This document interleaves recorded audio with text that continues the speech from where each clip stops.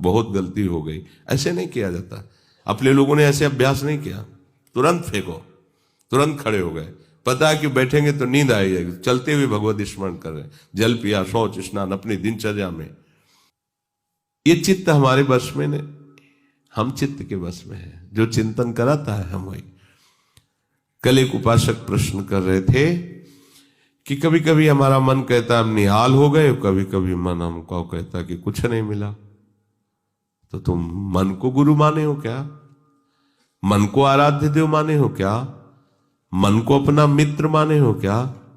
ऐसे सलाहकार की क्या बात कि कभी कभी कहता है तुम जीवन मुक्त हो गए, कभी कभी कहता है तुम विषयी हो। उसकी बात थोड़ी माननी है। वो अपनी स्थिति बता रहा है, मन तुम्हारी स्थिति नहीं बता रहा है।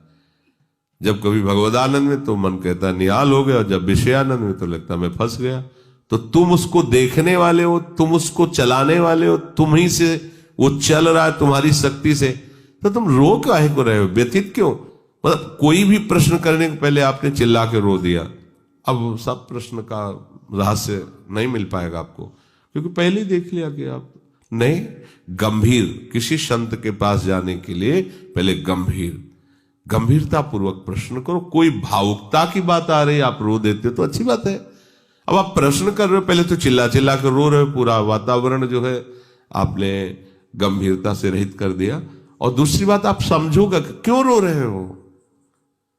अगर प्रियाजू की प्राप्ति के लिए तो सभा में चिल्ला कर रोने की जरूरत क्या है? प्रियाजू की प्राप्ति के लिए तो एकांत में रोइए, खूब नाम जप कीजिए। अगर सभा में आए हैं प्रश्न करने के लिए तो गंभीर रहिए और मुस्कुराते हुए प्रश्न कीजिए। ये रोना धोना नहीं, ये एकांत का विषय, अपने आराध्य देव के विषय में। कभी भाव आ रहा है तो बात अलग की है। हम चित्त के अधीन हो गए हैं, बस इसको सुधार करना है।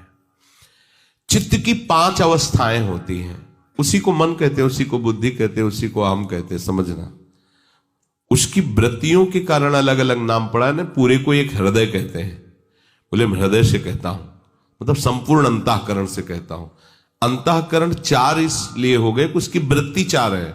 एक का काम है निश्चय करना, संकल्प विकल्प करना, चिंतन करना और क्रिया को स्वीकार करना। एक ही हृदय में 4 बातें होती हैं। तो जो निश्चय उसे बुद्धि कह दिया गया, जो संकल्प विकल्प उसे मन कह दिया गया, जो चिंतन उसे चित्त कह दिया गया, क्रिया को स्वीकार करना उसे अहम कह दिया गया। है एक ही हृदय। उसी हृदय को हम जब बात करते हैं तो उसे 4 रूपों में करते हैं। तो मानो अगर मन की बात चल रही तो चित्त आ गया, बुद्धि आ गई, अहम आ गया। चित्त की बात चल रही तो उसमें मन आ गया, बुद्धि, क्योंकि एक ही हृदय की बात हो रही। तो 5 अवस्थाएं मानी गई हैं। बहुत ध्यान से सुने तो इसमें हम अपने चित्त को भगवदाकार कर सकते हैं। चित्त की 5 अवस्थाएं शास्त्रों में ब्रह्म ऋषियों ने मनन करके पाया है।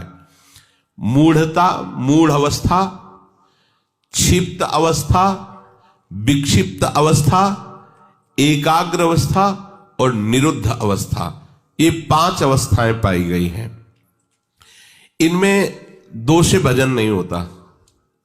जिनके चित्त में ये 5 में 2 पहली वाली अवस्थाएं जोर की होती हैं, मूढ़ अवस्था और क्षिप्त अवस्था, उनसे बिल्कुल भजन नहीं होगा। वो पाप प्रवृत्ति में ही